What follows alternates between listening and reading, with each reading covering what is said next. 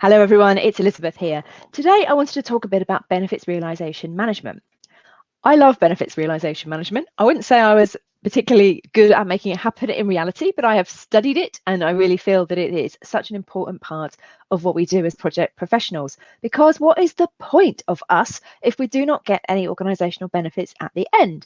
So I've always taken a real interest in what my projects are doing to deliver organizational value because it's a big deal. We pour time and money and resource effort into our projects. If we get nothing of use at the end of it, then all that has been wasted. And I am not big on waste. We want to be cutting out the waste by focusing really on realizing the benefits. So I've always tried to make sure that my projects are delivering something useful and that we can track and measure that in some kind of way. So why is benefits realization quite a difficult thing to make happen in reality? Often when we look at PMO processes, and I work with organizations around setting up new PMOs, we start with the really easy win processes first, like project initiation, closeout and handover, and benefits realization comes way at the end of things that they want to tackle because it is tricky. It is tricky. So let's talk now about some of the barriers to effective benefits realization management. And I've got three barriers to share with you today.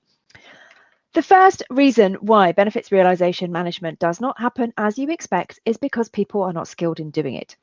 Hand on heart, it is a separate skill set in itself because it takes a level of forward thinking, organizational change, tracking and monitoring and measuring and process improvement that is quite hard to do. And I found that when I was doing this, I had a short spell as a Six Sigma black belt on a team, on a process improvement team. And I felt that in that Six Sigma role, I was far more focused on outputs and benefits realization and tracking and monitoring and really understanding these processes than I ever have been as a project manager, which is very much around get to the end, deliver the thing, and it's a different skill set. So one of the major barriers to effectively measuring and achieving benefits is simply people in the team and do not have the skills to be able to do that. It's not a case of training project managers necessarily, although that's a good thing as well. It's also the case of training the wider stakeholder community to look out for benefits, to think about benefits, and to be cognizant of when benefits are going to be realized and how we're going to track and measure them. And the fact that we can't track and measure something if we don't already have benchmarks for it.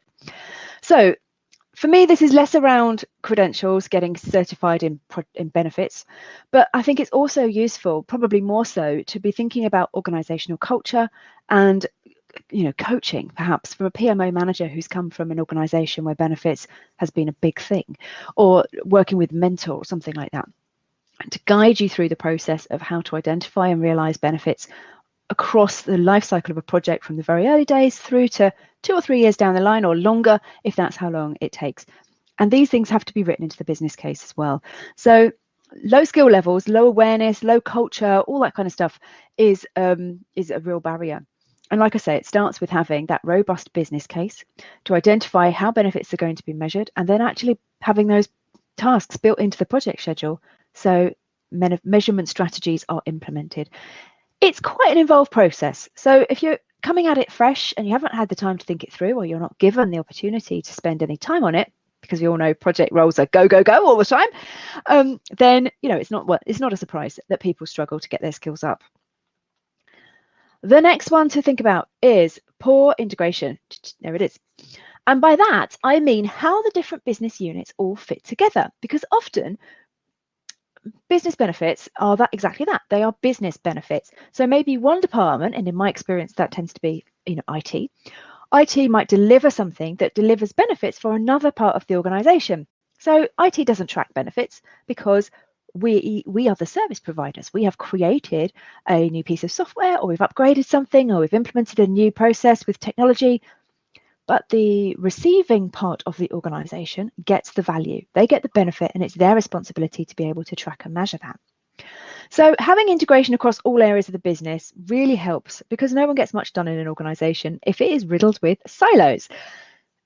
Benefits management needs to link from portfolio management through to all our governance practices, through to operations, change management, organizational change. All of those different pieces need to come together to be able to truly integrate and realise benefits in a cohesive way. One of the other risks that we've seen often, and I saw this in one of my projects, is different areas double reporting benefits because that integration wasn't there, which makes every department look great because they're all reporting the same amount of benefits. But cohesively, as an organisation, we only got the benefit one time. So we need to make sure that everything's integrated and that credit is given to those departments who are tracking and measuring in an integrated way. Now, that requires a degree of organisational maturity that might feel like a stretch, but at least we can have conversations about it and be aware that it's a really important thing if we want to get benefits management right. All right, the third one I want to talk about, oops, that's 4. Number 3 that I want to talk about is poor processes. Okay, now poor processes are a barrier to getting most things done in a project environment, and benefits management is certainly no different. Where there's a gap in the process for managing benefits, you will find that things fall down the hole, things get lost in translation, bits of the process aren't done, and so the end result that you get, perhaps the tracking mechanism isn't as set up as it could be, there's no one available at the other end to do the tracking, all of that kind of thing. So where you're providing products and services to external customers, and Carlos Serra was the one who made the connection here for this for me, it's harder to track benefits in organisations that deliver things for external customers, because obviously our job then ends at the boundaries of our organisation. We deliver the thing, we hand it over to our external customer, and we don't know what they do with it in 5 years' time, or if it's been of value to them. So it's difficult to track in organisations like that, agencies, consultancies, that kind of environment. But if we're tracking internally, we just want to make sure those processes are there and that people understand what they are, that perhaps they're documented as part of the project if necessary, and that it's there is some way, some governance mechanism of collating them and tracking them and reporting them so that it feels like something valuable. So it feels like the organisation knows about the return on project and what that actually looks like and means. So those are 3 of the difficulties of implementing benefits realisation management. Not all of them are going to necessarily apply in your case, but you may well find they do, and probably there are others as well, because it is a tricky thing to do.